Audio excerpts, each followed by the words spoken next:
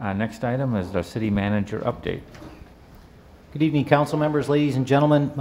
First of all, I'll point out on the back wall we have a new rotation of art from our senior center art class, and so I encourage you to see the great work that they do in the back of the council chambers.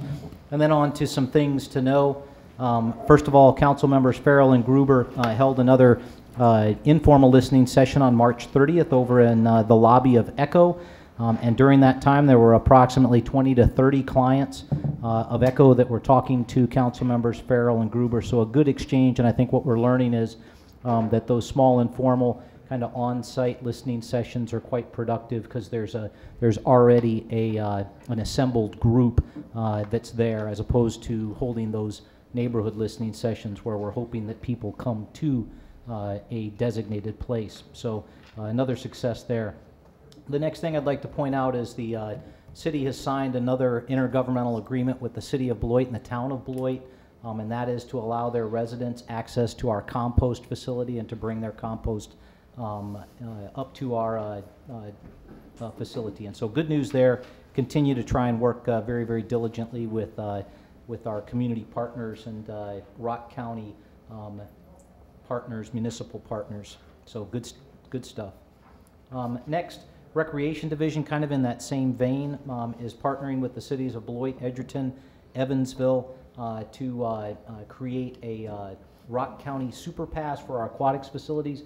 And so the idea there is that, you know, if you sign up for a season pass, you pay an additional fee just for the administration portion of it, and then you can go to any of those pools or aquatics facilities. So a great effort there, good way to encourage additional participation in all of our aquatic facilities.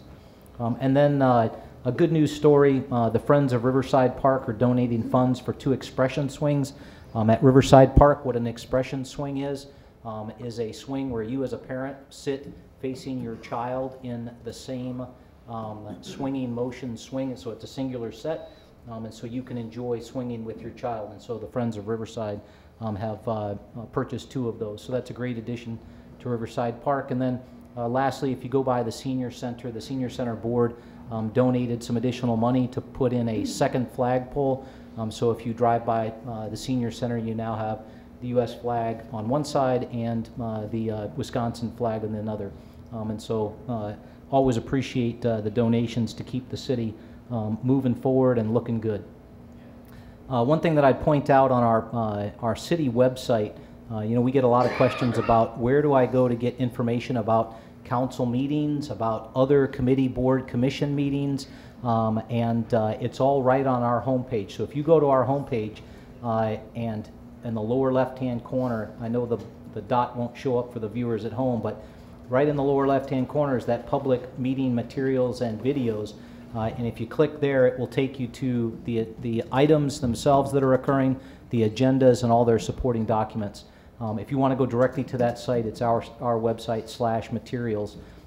And that's also if you want to watch the city council meeting, which is being broadcast right now live.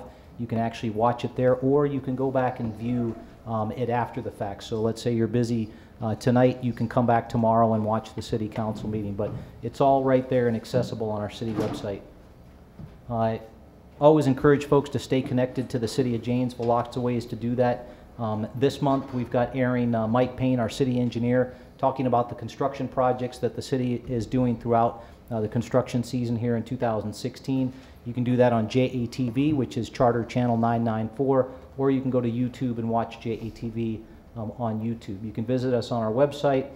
You can get press releases, email blasts, information by going to our website /email lists, signing up, providing us with your email address, and we'll push information to you, and that's the way you stay in the loop. You can always like us on Facebook, follow us on Twitter, receive emergency alerts from the JPD via Nixle, and you can do it the old-fashioned way, come in and see us, or give us a call at any of the numbers listed on the screen.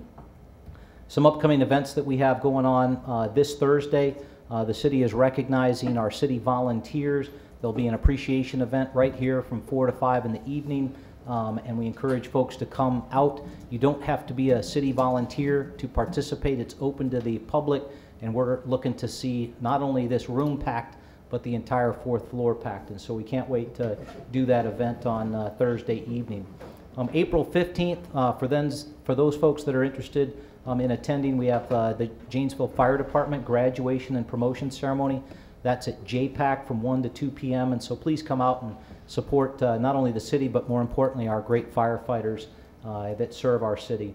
April 18th, this is something that's kind of popped up that people probably want to pay attention to. I would encourage you to do so. The city is obviously very interested, but you've read in the news about the Great Lakes Basin rail line that is going to come from essentially Indiana around Chicago up through Clinton and on to Milton. And so there's a public information meeting. It's at Craig High School in the cafeteria on the 18th from 5:30 to 8 p.m. But that's a great opportunity for the community to learn a little bit more about this project. From a city perspective, we're really not sure what that means. Does that mean we're going to see more traffic in Janesville, or are we going to see less traffic, different kinds of traffic? We just don't know, and so we're just as interested to go get that information as I'm sure many of you are.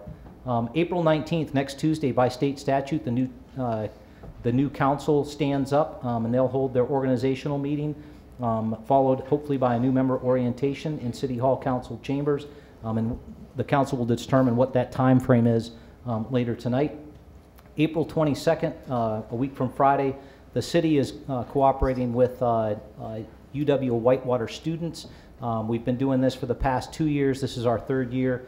And essentially, we have projects around the city that we partner with those great students, city employees, and do a cleanup project or some kind of outdoor activity project.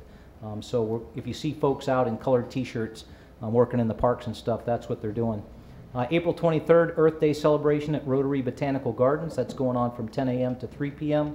And then April 30th is the Rock River Rumble softball tournament at Dawson Softball Complex. And so come on out and enjoy some good softball. And pending any questions, that's all I have this evening. Just to be clear, this Great Lakes Rail Basin meeting is not city-sponsored. That's correct. That's sponsored by the Great Lakes Rail Basin Group. Great, thank you. Anyone else? We'll move on.